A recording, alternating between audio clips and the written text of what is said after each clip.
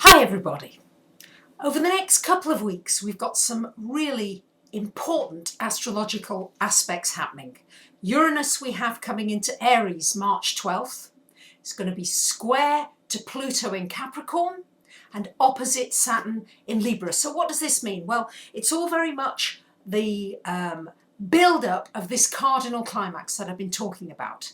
And how are we seeing this? Well, look at the social unrest, political unrest that we're seeing pretty much all over the Middle East and in Africa. We've seen riots and demonstrations in the UK, in the US, in Italy, in Spain, in Greece, all kind of places, many places in Europe. We're seeing uprisings. We're seeing people wanting change. We're also seeing a lot of chaos around the world. Expect to see a lot of chaos because Uranus in Aries wants change and it wants it now. It doesn't want to think about what structures might need to be in place, but it wants it now. So not only do we have the political and social unrest, but we've also got this proliferation of natural disasters that I'm seeing around the world coming as well. We're already seeing this week alone. Christchurch, exactly a week ago today, had that huge earthquake that's really devastated our city. And people have been without water, without power, without sewage, without internet access, without medicines they might have needed. It's all been compounded. Thousands of people really stuck and stranded. One of the nice things that's happened is people have really had to club together and help one another. That's been one of the good things and is one of the good things that is coming out of all of this chaos. But I think what's important now is we need to start looking at ways that we can survive these earth changes. Because these changes with Uranus in Aries are going to accelerate. They're going to be more sudden and more surprising. So how can we survive these changes? Well, the civil defence in many countries puts out like a list of things that you can do to be more prepared. And I think that the more prepared each person is, when the time comes, if you're more prepared, you can help other people who are maybe less prepared or maybe frail or elderly or babies or children who really need help. So if we can be really prepared best we can, then we're going to be of help. So how can we do this? Well, there are short-term preparations that I think we all need to be thinking about. And let me also say that no matter where you are in the world, which pocket you think you are, this is a global change. It's not like World War I and World War II, where for the most part the United States was exempt from a lot of that. They were a peaceful country. No, the whole world, these are earth changes that have been predicted by many different sources, different cultures around the world. We are at the beginning of these earth changes and life is going to start accelerating. So this is why now I'm wanting to give you this heads up of have, if you can, a large store of water, food to eat, canned food, dried food, whatever it is, something maybe to cook that food with, a stove, a gas stove to cook the food with, some extra blankets, a mask in case there's dust and it's an earthquake, some waterproof clothing, any essential medicines that you need. You're certainly going to need a first aid kit. What's happened since this emergency in New Zealand, most of the first aid kits are sold out in our supermarkets around the country.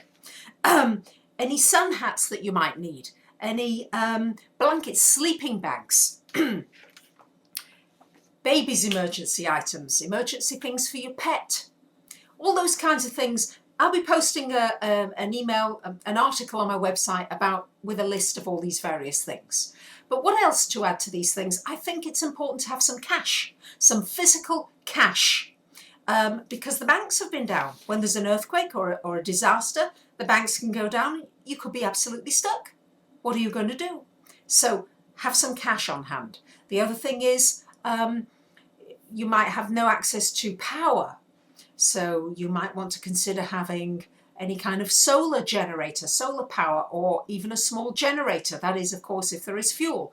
We're probably going to see oil shortages as well. But I'm looking right now at the kind of short-term survival, because there are longer-term things that I will talk about on another video. But short-term, I think we all need to have in our minds the kinds of things we need to be doing. Another thing is, have a bag ready that's got your important documents, or at least copies of these important documents. Passport, your birth certificate, your driver's license, whatever's really important. Some medicines that might be important to you. And very important for those of you that wear eyeglasses, a spare pair of eyeglasses in a box that's a hard box so that it can't get crushed and they can't get broken.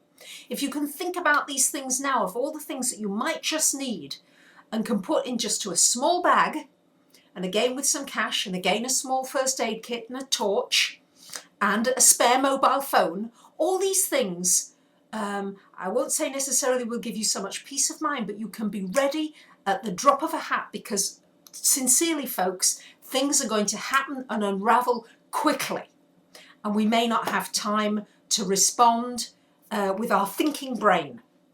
And it's terribly difficult to respond in panic. But if you can do it now when you are not in panic, for those of you that are not in a serious situation, and start to prepare for it, and do not think your pocket of the world is exempt, because it really isn't. This is serious for all of us, and I think if we all start to prepare physically, we're going to feel a certain resilience. We're going to feel that little bit stronger, and you can do it little bit by bit to the best of your ability. Those are my recommendations right now. I'll come back with some longer term ideas. I'll come back with other things that I think we can do together on a global level that will bring us together. Because these earth changes, as difficult as they are and as hard as they are, we certainly need to be prepared, but be prepared for the unexpected, because Uranus is very much about the unexpected. So for those of you that like to have things as they are, you can probably expect that all our lives on this planet are going to be shaken up and are going to be changing vastly over these next, I would say, probably 10 to 15 years. So I thank you very much for listening. Start to get prepared with your survival if you haven't already done it. Show and teach others if they're not ready or need a little bit of help. And I thank you for listening. And I'll be back soon. Bye for now.